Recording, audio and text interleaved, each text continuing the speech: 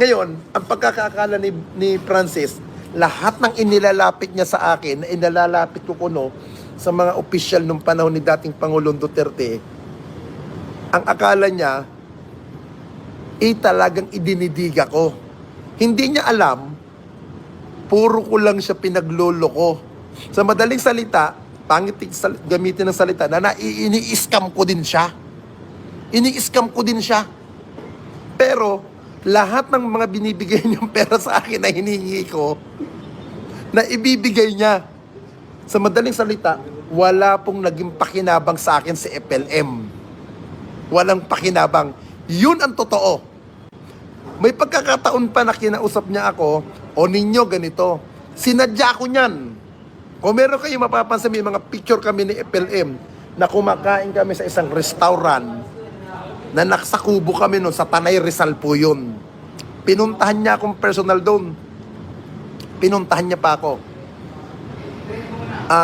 Doon sa nangyari naman doon, kaibigan ko ito, si Kote. Kaibigan ko si Kote. Meron akong kaibigan na may farm ng mga manok na taga Antipolo City. Yung farm ng manok na may-ari nun ay matali ko rin kaibigan. Naging kadikit ko na kaya lang, I don't know kung Duterte pa rin ba siya. Ikikwento ko to sa inyo. Sinabihan ako ni FLM, ninyo maraming manok dito sa Tanay. Baka pwede tayong makadiskarte ng manok. Makakabili ako ng manok, ng mga magagandang klaseng manok, pampanabong. Ito na, ikikwento ko rin sa inyo. Kahit kunin na lang to ni Makagago. Ito na lang ang kunin niya. Sinama ko si FLM doon sa isang farm ng manukan na kaibigan ko. Ang sinakyan namin ata nun, Mustang na kotse. Mustang.